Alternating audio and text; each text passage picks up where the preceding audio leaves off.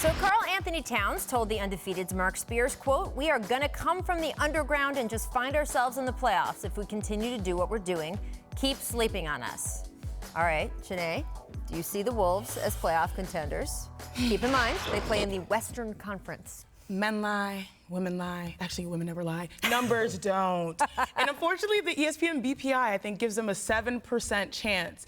And when I was looking at the non-playoff teams that actually got better, you've got the Lakers, you've got the Mavs even, the Pelicans, the Kings. Maybe the team that drops out is OKC. So it's going to be hard work. Now, I think it has to go through Karl-Anthony Towns. He averaged 24 and 12. That's good production, but overall, they're going to have to stop these Western Conference teams. The T-Wolves were 24th, I think, in defensive efficiency as a team. So, like, it starts on the defensive end. Go back to those Coach Thibodeau's days. Like, that's what they need. So, I don't know if they'll be able to do it, but if there's one guy that can impact the game on both ends, it's him. They just have to step it up defensively. Well, look, I'm going to tell Cass this. Karl-Anthony Towns, guess what? I'm sleeping, and I'm sleeping with the AC on 60 and the box fan blowing in my face, because guess what? I don't believe you. Listen, they gave you you and Wiggins all the praise. They gave y'all the money. They gave y'all the coaching change. They got Jimmy Butler out of there. It's time to put up and shut up. I don't want to hear another word from Karl-Anthony Towns or Andre Wiggins until April. It's time to put up and shut up. I don't want to hear about it. I'm sleeping good in the bed at night knowing that, yes, I am sleeping on the Timberwolves. I'm in deep sleep. I'm dreaming. You're REM cycling, right? I'm not rolling until you show me. Show me. I can't follow that. I can point out that, look, for the Timberwolves and Timberwolves fans, it was more than a dozen years of them not making the playoffs. They broke through. They finally made it. Everyone thought, oh, this trajectory, finally. And then, of course, dip back out. And now, as you said, 7%. But it starts with the mindset. Chance, so but you're starting exactly. in the right place. Exactly. Well, they couldn't have the mindset. They couldn't handle the Tibbs. Tibbs not that hard.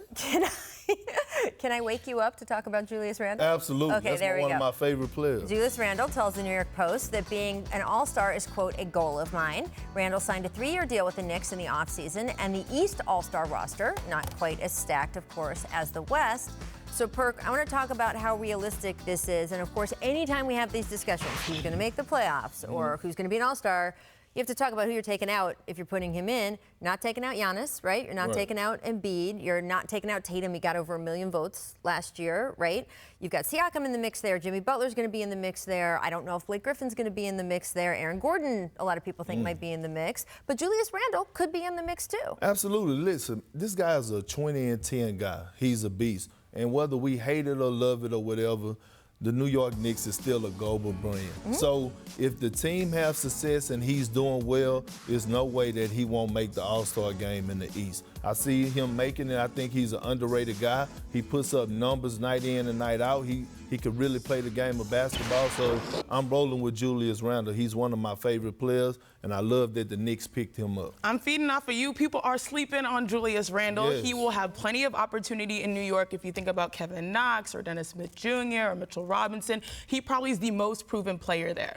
So I feel like if they win more than 17 games, and maybe you get in the mix, maybe hit that 30 number, then maybe you'll be able to be an all-star.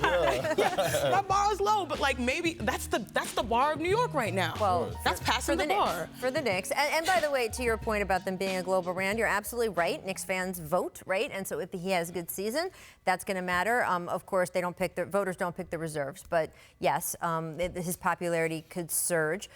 I mean, look, I think that's a misconception about NBA fans in general, certainly about the NBA media and the NBA sort of inner workings business-wise. It is good for the league if the Knicks are good. Right. So I think there's a lot of Knicks fans out there that are frustrated with people talking badly about their team or about the way the summer went. Not even about the team at all. You just don't want the Knicks to be good. The NBA would like the Knicks to be good. I promise you that having another good team in New York would be very good for the health of the league. Maybe Julius Randle will help them and start to get over. And they're still in the Eastern Conference, so anything is possible. Thanks for watching ESPN on YouTube. For more sports highlights and analysis, be sure to download the ESPN app. And for live streaming sports and premium content, subscribe to ESPN+.